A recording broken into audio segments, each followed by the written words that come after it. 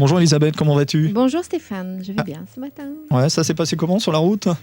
Assez fluide, ça a été. Assez fluide, pas de Ouais. soucis avec le Non. brouillard, avec les Non. températures aglagla, Oui, aglagla. c'est vrai. Alors on n'a pas eu le temps de discuter aujourd'hui en antenne, hein, contrairement à Non, tu d'habitude. étais très occupée ce matin. Voilà, donc le thème de l'émission d'aujourd'hui, je vais l'apprendre en même temps que vous les Alors, enfants. le mariage intérieur. Le mariage intérieur. Bah Alors, oui, parce qu'après avoir compris la différence entre amour-passion et amour véritable, nous sommes prêts pour le mariage. ah d'accord, donc on va concrétiser tout ça, on va officialiser tout ça, et tu vas comme d'habitude nous faire une bonne image, histoire qu'on Oui, se rende on vraiment va bien compte illustrer. de ce que c'est. Voilà. Voilà, donc promesse d'amour et d'union avec toutes les parties de nous-mêmes, hein, bien sûr, parce que quand je dis mariage, c'est bien le mariage intérieur. Alors, qu'est-ce que ce mariage intérieur ? Cela sous-entendrait-il que nous sommes plusieurs à l'intérieur de nous ? Eh bien oui, je vous confirme. Plusieurs personnages vivent en nous. Alors, certains de ces personnages ont un rôle principal et envahissent le devant de la scène. Et d'autres, plus discrets, plus secrets, ne se montrent qu'en cas d'extrême nécessité. Alors, certains restent cachés aussi, par crainte de ne pas être aimés. Toutes ces personnes intérieures se réunissent en deux pôles principaux, deux énergies principales, qui est le mode masculin et le mode féminin. D'accord, et on a ça tous, Voilà. chacun en nous. Donc l'idée, c'est de remarier en nous, chacun, son pôle masculin avec le pôle masculin et réciproquement. Alors, par exemple, un homme ne va pas forcément bien accueillir sa part féminine, préférant s'exprimer de façon virile. Ça, on connaît ce scénario. Alors qu'en lui réside une part féminine beaucoup plus sensible. Une femme dissimule en elle une force intérieure qu'elle puise dans les énergies masculines en elle. Mais tout le monde sait que les forces cachées sont les forces les plus puissantes. Celles qui sont enfouies tout au fond de nous. Alors. Exactement. Alors, ne jamais se fier aux apparences, elles sont toujours trompeuses, Stéphane. Ça, il faut savoir. C'est ce qu'on dit en tout cas. Donc, marier en nous ces deux énergies opposées, mais complémentaires, permet l'unification, ce fameux mariage intérieur dont il est question aujourd'hui. Donc, nos attentes vis-à-vis de l'autre se calment un petit peu quand on a un petit peu compris ce scénario intérieur. Donc, quand nous devenons tout simplement un bon père et une bonne mère pour nous-mêmes, c'est ainsi que nous parvenons à mieux maîtriser nos émotions et débordements émotionnels qui en découlent. C'est la méconnaissance de qui nous sommes et de ce à quoi nous aspirons réellement qui nous perturbe la plupart du temps. Alors, devenir, ou plutôt redevenir des êtres sensibles. Alors, j'ai fait un petit jeu de mots avec sensible. Sensible, sans S-A-N-S, cible C-I-B-L-E. Fini la baston intérieure. On pose les armes. Place au sentiment réunificateur, garant de cette fameuse paix intérieure. Cet état rend imperméable à toutes ces bêtises et jeux d'ego extérieurs qu'on connaît bien. Alors, tout glisse. Plus rien ne nous détourne de nos envies profondes. L'âme peut agir, et quand l'âme agit, tout devient magique. Quand on guérit en soi la dualité intérieure, nous devenons indifférents à la flatterie, comme à la critique, complètement imperturbables. Alors, comment savoir si nous sommes dans le sentiment ou les réactions émotionnelles? Allez, une petite illustration, je vais vous donner un exemple concret. Je suis allée à une conférence de Michel Odoul, qui est un auteur et également le fondateur d'une école de shiatsu et qui a fait un livre « Dis-moi où tu as mal, je te dirai pourquoi », qui donnait cet exemple. Il prenait l'exemple d'un monsieur qui avait eu des déboires sentimentaux et qui avait décidé d'aller grimper le Mont Blanc, voilà, de faire un périple seul avec lui-même pour se dégager l'esprit de sous ses tourments, pour visiblement. s'évader, pour se Voilà, retrouver, pour se retrouver. seul avec lui-même, Voilà. réfléchir sur sa situation peut-être, etc. Exactement, une bonne méditation et une reconcentration vis-à-vis de lui-même. Donc, il prépare son voyage sur le long terme parce que c'est quelque chose qui se prépare, bien évidemment. Alors, il achète ses chaussures de marche, il s'entraîne. Il se renseigne un petit peu sur la période où il va escalader sa montagne. Il s'équipe donc de tout ce qu'il faut comme matériel pour entreprendre ce genre de périple. Voilà. Donc il est prêt après 6 mois de préparation. Il prend le train direction Chamonix. Il monte dans le train. Et qu'est-ce qui se passe dans le train ? Près de lui vient s'asseoir une très jolie jeune femme. Et il fait une rencontre. Alors, il fait une rencontre. Alors, le contact s'installe, il commence à être charmé, il commence à discuter, etc. Et le coup de foudre s'installe complètement. Il est complètement tétanisé et amoureux de cette fille, et réciproquement, visiblement. Alors, qu'est-ce qui se passe ? Cette femme, elle est à Marseille, parce qu'elle était de Marseille. Plutôt que de s'arrêter à Chamonix pour entreprendre le voyage qu'il avait prévu. Il part sur Marseille, complètement pris par l'émotionnel de cette rencontre. Donc vous vous doutez bien qu'il se retrouve à Marseille, avec tout son équipement, son sac à dos, son bonnet, ses chaussures de marche, ses pulls en polaire, etc. Il se retrouve sur la plage de Marseille avec cette femme qu'il venait de rencontrer, complètement décentrée, on est d'accord. Ouais, il fait plus couleur locale du tout. Hein. Voilà, il était effectivement dans une situation où il n'a pas géré son émotionnel, il s'est laissé happer par l'énergie de cette jeune femme, par cette histoire d'amour, et il a été complètement décentré de son objectif. Donc là, il était bien dans une réaction émotionnelle et il n'était plus du tout dans le contrôle de sa mission. Alors, bien sûr, la poursuite de sa mission n'exclut pas qu'il aurait pu approfondir cette rencontre amoureuse. L'émotion lui a tout simplement fait perdre la tête et son objectif. Et s'il avait été au clair dans sa démarche, il serait rentré en contact avec elle dans un échange réceptif, en observant silencieusement ce qui se passait en lui, donc cette espèce d'appel à l'amour. Hein. Il aurait pris les coordonnées de cette jeune femme, poursuivi son voyage et laissé le temps agir sur cette rencontre amoureuse sans précipitation. Il s'est fait happer par l'émotionnel, il n'était plus dans le sentiment. Donc, car le temps, bien sûr, se moque de ce que l'on fait sans lui. Ça, c'est vraiment une petite phrase à méditer qui m'a souvent rendu service. Alors, entre la sagesse et l'indulgence, entre les deux, le cœur balance toujours, c'est une évidence. Alors, est-ce qu'il a eu raison, Elisabeth, ou pas, dis-nous ? Non, parce qu'il a été décentré. La justesse aurait été, comme je disais, de prendre le contact avec cette femme, parce que visiblement, il a eu un appel au cœur, c'est clair. Mais il ne devait pas pour autant complètement envoyer balader son objectif qu'il avait mis 6 mois à préparer. C'était juste pour lui. C'était juste ce périple. Donc c'est vraiment pour comprendre qu'à tout moment, on prépare des choses, on a des choses à faire et on se laisse dévier par des réactions émotionnelles qui mènent nulle part. Tu comprends l'idée, c'est qui peuvent finir sur une belle rencontre. Qui peuvent finir sur une bonne rencontre, mais jamais dans la précipitation. Les émotions créent l'emballement, la précipitation et donc les débordements. Ne jamais réagir à chaud. Laisser passer l'orage et le coup de foudre et voir ensuite ce que la situation nous a apporté avec discernement et beaucoup plus de sobriété. Parce que le sentiment, c'est une réaction beaucoup plus digne, moins spectaculaire, beaucoup plus gracieuse, pondérée, sage et très souvent silencieuse. Alors qu'effectivement, l'exagération émotionnelle, on sait que ça crée des débordements. Est-ce que ça veut dire, Elisabeth, qu'il ne faut pas se laisser justement dicter par ses sentiments ? Il faut impérativement réfléchir, prendre le temps d'apposer un peu la situation sans laisser parler forcément son cœur ou ses émotions. Alors justement, je fais vraiment cette distinction entre qu'est-ce que les émotions et le sentiment. C'est pas la même chose. Les émotions, c'est quelque chose qui nous dépasse, qui passe hors raisonnable, hors conscience. Le sentiment, c'est quelque chose de plus fort et qui s'installe en soi et qu'on arrive à décrypter quand on est centré et pas quand on se laisse envahir par les appels émotionnels du cœur. Donc, il faut vraiment faire la distinction entre ces deux états. Et c'est vraiment la différence entre amour-passion et amour véritable de l'émission de la dernière fois. Amour-passion, c'est les émotions. Amour véritable, c'est les sentiments. Voilà, comme ça c'est clair pour tout à chacun. Voilà, maintenant c'est clair. Et puis par expérience, quand on fait le choix de poursuivre son œuvre, c'est-à-dire son objectif profond, la bonne personne vient s'y fondre et se mettre sur notre route. Donc il n'y a pas lieu de forcer les choses ou dévier l'appel de notre âme d'évoluer dans la vie comme on avait décidé au départ. Sinon, pour en revenir donc au mariage intérieur, oser exprimer notre vulnérabilité. Très important, c'est ça la part féminine.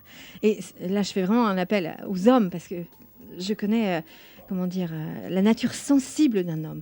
J'ai souvent été beaucoup plus touchée par la fragilité du cœur et de l'homme que de la femme. Parce que moins elle est exprimée et plus elle est grande. Alors, chères femmes, soyez aussi conscientes de votre force. Car en tant que femme, il m'a fallu du temps pour comprendre, pour accepter, pour apprivoiser, canaliser cette belle énergie masculine. Faire la paix avec elle permet bien moins de conflits et beaucoup plus de compassion pour la jante masculine. Parce que par rapport à ça, l'énergie féminine, elle risque de sauver le monde. Et quand je dis énergie féminine, l'homme est porteur de cette énergie féminine, tout comme la femme est porteuse de cette énergie. Donc c'est vraiment plus la femme va aider l'homme à libérer sa partie intime qu'il n'ose pas exprimer par conditionnement, plus la femme va être compatissante, aimante, plus l'homme pourra naturellement et sans peur exprimer sa part féminine. Donc c'est aussi un appel aux femmes. Soyez... Et en contrepartie, est-ce que les femmes, excusez-moi de t'interrompre, ont eux un côté, on va dire, masculin qui peut les aider également dans leur démarche? Bien sûr, c'est d'ailleurs pour ça qu'on dit souvent que les femmes sont beaucoup plus fortes. Elles sont équipées. Elles sont plus courageuses. Souvent, nous, on est un peu lâches, les hommes, quelque part. C'est pas de la lâcheté, c'est parfois beaucoup plus de compassion, de sensibilité refoulée. C'est vrai que les hommes, vous êtes souvent très, très touchants dans votre façon de vous exprimer, parce qu'on vous sent dur, viril, mais dans le fond, on sait qu'il y a beaucoup plus de sensibilité qui a du mal à être exprimée. Ça sent l'expérience, Elisabeth. Oui, parce que j'aime profondément la nature de l'homme. Elle est douce, elle est sensible. Elle est parfois très mal comprise. Parce que devenir entier ou entière passe aussi par l'expérimentation de ces deux polarités, et pour un homme et pour une femme. Alors bien sûr, tous les hommes ne sont pas forcément mal à l'aise avec leur part de sensibilité, et certaines femmes expriment sans gêne leur côté masculin. J'ai personnellement mis longtemps, comme je disais, à explorer cette part cachée en moi, préférant la déléguer à la personne qui m'accompagne. Alors, c'est sûr que la femme va plus facilement la mettre en scène, sa sensibilité. Elle va pleurer, elle va se répandre, elle va exposer sa fragilité. Un homme, de par son éducation, comme je te disais tout à l'heure, son conditionnement, a naturellement plus de pudeur. Et pourtant, qu'il soit brutal, d'une apparente froideur, sauvage, viril, grande gueule, fier ou solide comme le roc, croyez-moi, son cœur est fragile comme du verre. C'est souvent comme ça d'ailleurs, on a l'impression d'avoir des murs devant nous, des gens qui sont forts, en tout cas qui semblent être forts et finalement sont souvent les plus grands, les plus balèzes, les plus durs d'apparence, qui sont au fond d'eux-mêmes les plus sensibles. En fait, c'est un peu une carapace. Oh combien, oh combien. Plus on crie, plus on cache effectivement beaucoup de fragilité. Alors, hommes ou femmes, ceux qui paraissent les plus forts à l'extérieur sont en réalité, comme on vient de le dire, bien souvent le plus fragile à l'intérieur. Ils se protègent, tout simplement, ils se cachent derrière une armure. Alors, pour avoir observé cela, dans un premier temps, dans mon histoire familiale, de par le couple de mes grands-parents, de par le couple de mes parents, au travers l'observation de mes enfants, j'ai un garçon et une fille, puis en m'observant moi-même aussi dans mes relations, celles de mes amis et bien évidemment de mes consultations aussi, la femme a souvent beaucoup plus d'ego et de faculté à agir avec brutalité et sang-froid que les hommes. Et bien souvent, elles ont moins de scrupules que les hommes, plus de force pour affronter, moins de considération quand il s'agit de prendre des décisions. Parfois même, elles sont plus cruelles quand elles n'ont pas regardé en face leur part masculine et qu'elles sont un petit peu écorchées, souvent bien sûr par rapport à un rapport au père qui est non résolu. Alors il est clair que l'empreinte des parents et des conflits non résolus vis-à-vis d'eux en dit long sur la construction de notre monde intérieur. C'est-à-dire que pour un homme, la vision de sa mère va prendre de l'importance dans sa part féminine. Pour une femme, la vision qu'elle aura de son père va construire aussi son rapport au masculin avec elle. Tu crois que c'est une espèce de transfert c'est pas un transfert, c'est qu'on s'imbibe forcément des exemples de son contexte familial. Et l'exercice, c'est justement de se débarrasser de ce conditionnement, de se dire que notre femme et homme intérieur peut prendre une autre forme, pas forcément liée à la forme que ça a pris vis-à-vis de nos parents. J'ai ma petite fille qui a 6 ans et qui est un grand maître et une sage qui a déjà compris ce principe et elle me dit très bien, de toute façon, moi j'ai pas de maman, j'ai pas de papa. Ma maman c'est la lune et mon père c'est le soleil.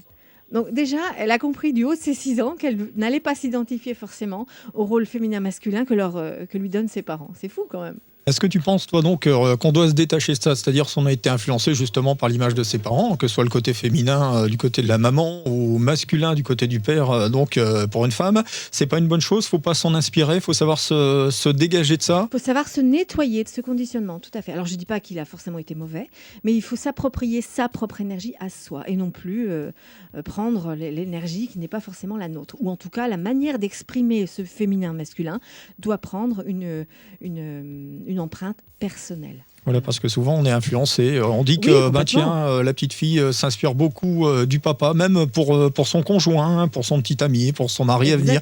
Elle recherche quelque part un peu le côté justement masculin en elle, de son papa par exemple. Père, bien sûr, les femmes recherchent leur père et quelque part les hommes recherchent leur mère. Voilà, et donc si je comprends bien, on doit remarier intérieurement ces deux polarités en nous. Ne plus la chercher à l'extérieur par conditionnement, mais remarier en nous ces deux énergies.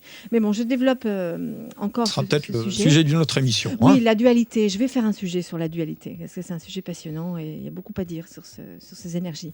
Alors, c'est quoi être un humain abouti, donc marié en soi tous ces personnages, les réunir en soi-même.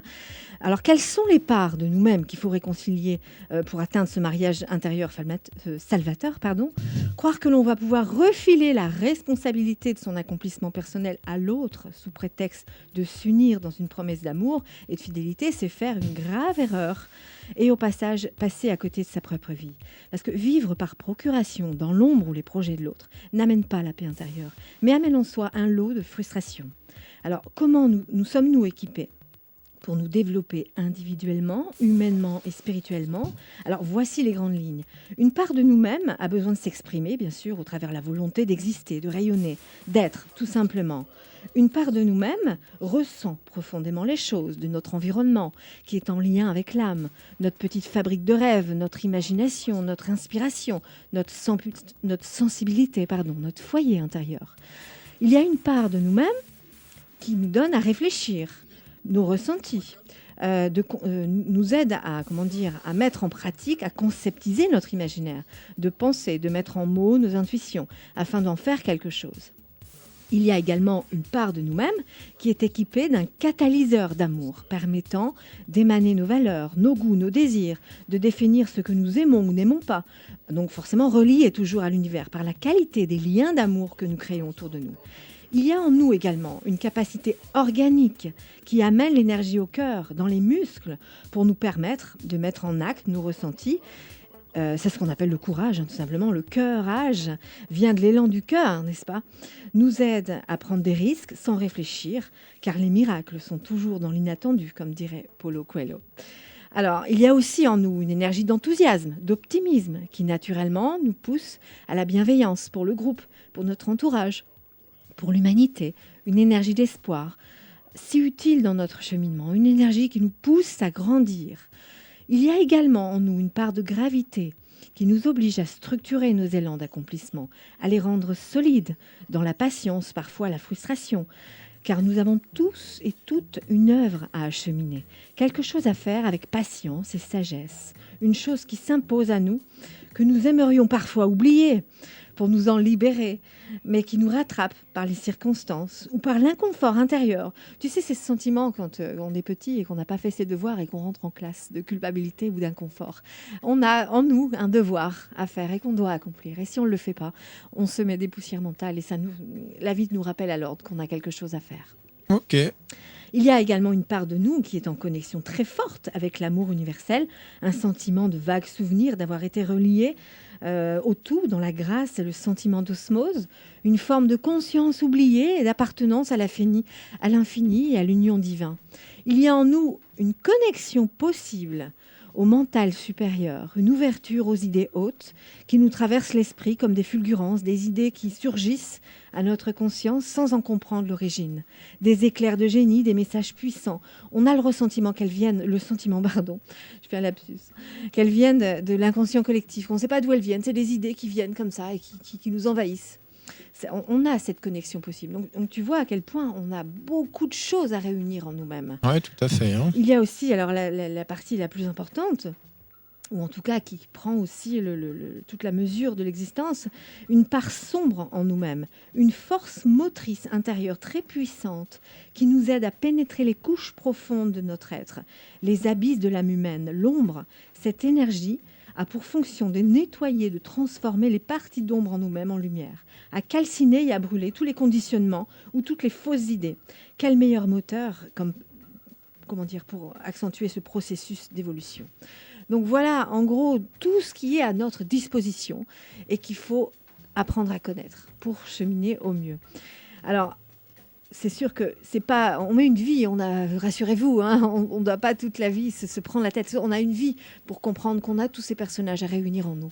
Et plus on les connaît, plus on est capable de servir et de faire cette œuvre dont je vous parle, d'être heureux tout simplement, d'être complètement abouti et de pouvoir marier tous nos énergies. Est-ce que tu crois qu'il y a un âge pour la maturité justement où il y a une prise de conscience, je ne sais pas, c'est le milieu de vie, c'est être un peu avant. Il y en a, tu me parlais tout à l'heure de ta fille qui a 6 ans, que tu considères comme une sage, ou c'est différent chez chacun? Je pense qu'il n'y a pas d'âge pour la maturité, comme tu dis. Il y a juste, plus on est conscient de soi-même, plus on est libre pour accéder à toutes ces parties en soi, plus on est mature. En fait, plus on est conditionné, plus on se force à penser autrement que par nous-mêmes, moins on est mature. La maturité, c'est vraiment une bonne connaissance de soi. Alors dans la Bible, ils disent très bien, hein, connais-toi toi-même. Donc c'est vraiment ça la conclusion. Alors, se connaître soi-même, c'est vraiment aller dans ses sous-couches, aller découvrir toutes ces polarités en nous et éviter de les projeter dans les attentes, etc. Enfin, ça, c'est les sujets que je donne souvent. Alors, je vais évidemment faire cette petite parabole maintenant avec les signes du zodiaque. Quels sont les signes d'une polarité masculine? Quels sont ceux avec une polarité féminine? Alors, ce sera un petit peu moins poétique que d'habitude, mais autant instructif. Nous abordons la vie effectivement de façon active sur un mode yang masculin, et il y a aussi une façon d'aborder la vie sur un mode yin dans la réceptivité féminin. Alors, je vais faire le tour du zodiaque en expliquant un petit peu ce processus. On démarre avec les béliers, c'est ça? Voilà, j'ai bien retenu ta leçon, je suis contente. Alors le bélier est bien évidemment une énergie masculine d'affirmation de soi. Là où se situe le bélier dans notre thème, constitue le lieu de confiance en soi, d'aisance, dans l'expression de nos intuitions. Pour le taureau est une énergie féminine. Son rôle est de limiter et de délimiter l'énergie vive du bélier dans la construction d'un territoire stable. Là où se situe le taureau est le lieu où il nous est plus facile de faire preuve de patience et de persévérance. Pour le gémeau est une énergie masculine, active, dans la capacité de relier les hommes par le langage et les échanges. Le cancer est une énergie féminine. Une énergie qui concentre, qui rassemble, qui sécurise et materne. C'est intéressant de savoir comment nous la vivons, cette énergie, dans notre thème, l'énergie du cancer, car elle est essentielle. Le cancer est régi donc par la lune, et l'expression du féminin qui est en nous par excellence, hein, c'est cette mère intérieure dont je vous ai parlé en amont. S'il est affligé ou pas bien exposé dans notre thème, cela nous aide à comprendre et à réconcilier cette énergie vitale. Donc tu vois bien qu'on passe de bélier masculin, taureau féminin, etc. On passe de l'un à l'autre. Donc le mouvement, il faut bien qu'il y ait en nous cette énergie masculine, féminine qui se mette en action. Alors pour le lion, c'est une énergie masculine, naturellement poussée par sa volonté d'exister, de créer son identité propre au travers un processus de création ou de performance, d'où naîtra un sentiment fort d'exister. Alors, comprends bien aussi qu'on a besoin d'être lion à certains moments dans notre vie pour trouver cette énergie vitale, hein, pour exprimer cette énergie de qui nous sommes. Pour la Vierge, et c'est une énergie féminine qui limite l'explosion du rayonnement du lion. C'est une énergie qui perfectionne avec humilité et qui rend utile l'explosion de créativité, tout droit sortie du cœur du lion. Bien nécessaire cette énergie dans le processus d'élévation. Et quand et comment allons-nous aborder cette énergie concrète dans notre vie? Donc vous voyez bien que la balance fait partie aussi, la Vierge fait bien partie d'une énergie dont on a besoin et dans laquelle on doit puiser. Pour la balance, c'est une énergie masculine à l'aise dans une action de participation, de coopération, d'association active, notamment dans l'établissement des rapports de couple. Bien utile cette énergie diplomate quand et comment nous devons utiliser cette diplomatie propre à la balance. Hein. Pour l'énergie, pour quelqu'un qui est balance, ça va être naturel. Mais nous, effectivement, on a en nous cette énergie diplomate qu'il faut utiliser de temps en temps dans la vie de tous les jours. Pour le scorpion, c'est une énergie féminine réceptrice, est animée par le processus émotionnel d'union à l'autre, capable de transformer, de se renouveler en s'identifiant aux émotions humaines. Énergie qui détruit pour reconstruire. Pas de tourpeau ce petit scorpion, hein. Évidemment qu'être à l'aise avec cette puissance d'énergie permet bien évidemment d'avancer. Donc on a également en nous besoin de comprendre notre énergie scorpion. Pour le Sagittaire, alors c'est un signe masculin, coopérant et animé par le désir d'extension, pousse toujours plus loin la compréhension, l'intellect, l'approfondissement et la quête spirituelle. Nous sommes tous poussés par cette recherche de vérité. On a tous en nous une polarité sagittaire qu'il faut comprendre également. Pour le Capricorne, alors le Capricorne est une énergie féminine qui cristallise et calme l'ardeur et l'emballement du Sagittaire avec sagesse. C'est la sage-femme du zodiaque. Hein. Et oui, point de liberté sans responsabilité. La structuration permet au sens de s'intégrer dans la conscience. Donc on a aussi besoin de cette belle conscience du Capricorne en nous-mêmes. Pour le signe du Verseau, donc le Verseau est une énergie masculine, il collabore et répand l'extension du Sagittaire par des idées nouvelles pour encore plus de liberté et en une plus grande fraternité. Et là, j'ai trouvé un message du pape Jean-Paul II qui correspond bien au Verseau, qui dit que la fraternité bannit la volonté de puissance et le service, la tentation de pouvoir. J'ai trouvé ça pas mal. Ouais, c'est pas mal, c'est bien résumé, c'est bien condensé. Exactement. Donc cette énergie fraternelle À méditer. à méditer, qui est propre au Verseau, il faut aussi se l'intégrer à nous-mêmes pour fraterniser. Alors faire vivre cette énergie en nous est donc essentiel pour un monde meilleur. Alors le Poisson, l'énergie du Poisson est une énergie féminine. On ne peut plus réceptive à la nature de l'homme. Cette énergie va vous apporter la compréhension des limites de la science et du progrès dans l'évolution de l'homme, nous permet de nous élever par le biais d'une éthique spirituelle élevée, consciente des limites et des dérives du système. L'énergie de Poisson en nous va délimiter les codes, les énergies impulsées par le Verseau vont être spiritualisées par le Poisson.